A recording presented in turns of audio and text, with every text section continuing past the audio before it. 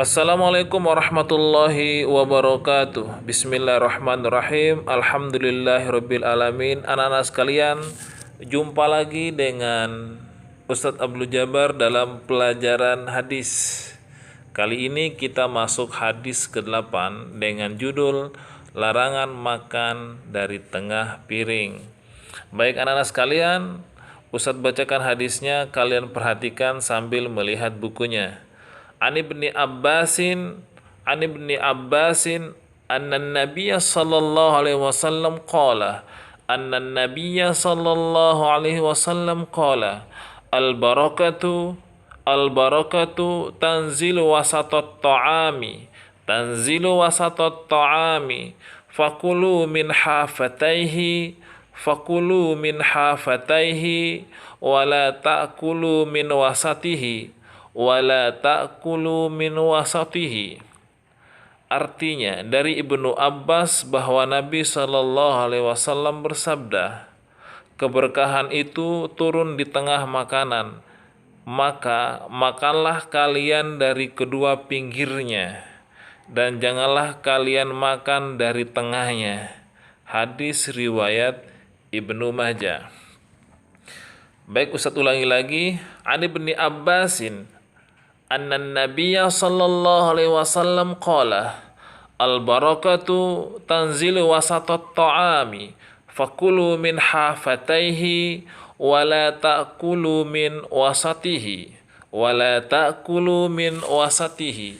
Artinya dari Ibnu Abbas bahwa Nabi sallallahu alaihi wasallam bersabda, keberkahan itu turun di tengah makanan, maka makanlah kalian dari kedua pinggirnya dan janganlah kalian makan dari tengahnya piring.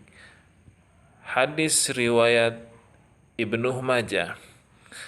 Anak-anak sekalian yang dimuliakan oleh Allah Subhanahu wa taala, hadis ini mengajarkan kepada kita semuanya tentang adab makan ketika kita menggunakan piring dan lain sebagainya. Disebutkan di sini bahwa barokah makanan itu setiap kita makan itu turun di tengahnya piring. Apabila kita makan, maka kita mulai makan dari pinggirnya. Tidak mulai mengambil makanan dari tengah piring. Karena apa? Karena khawatir yang di pinggir akan jatuh dari piring sehingga terbuang, dan yang terbuang itulah nanti akan diambil dan dimakan oleh setan. Anak-anak sekalian yang berbahagia, di dalam buku itu kalian bisa perhatikan sangat banyak sekali tentang faedah atau manfaat yang bisa didapatkan dari hadis ini tentang adab ketika kita makan.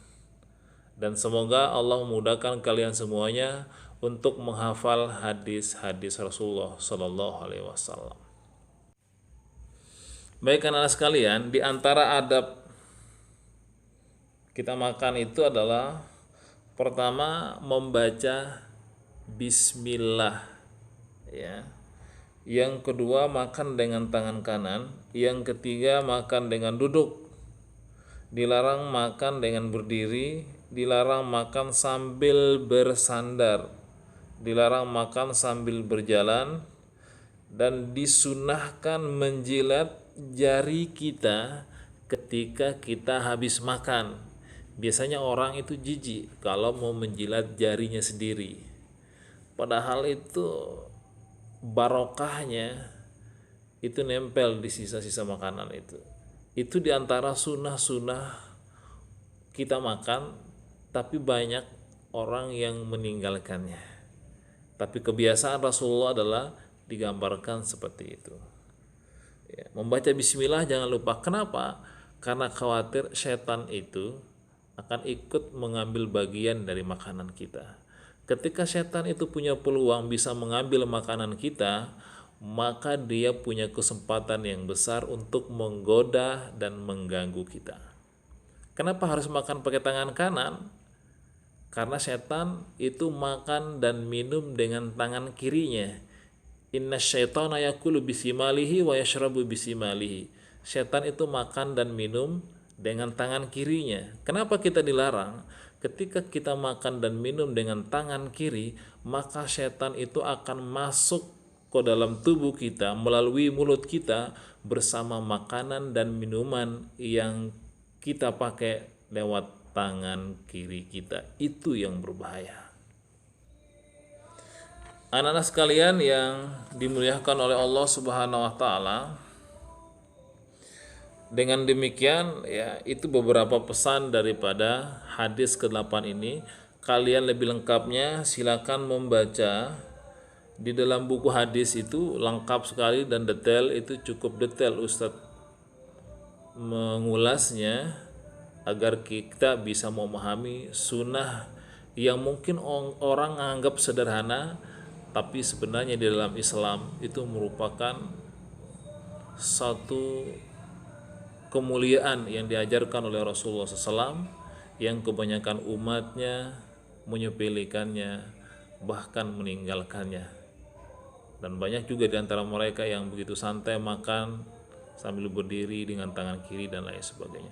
Mudah-mudahan Allah menjaga kita, melindungi kita untuk tetap melaksanakan sunnah-sunnah Rasulullah Sallallahu Alaihi Wasallam.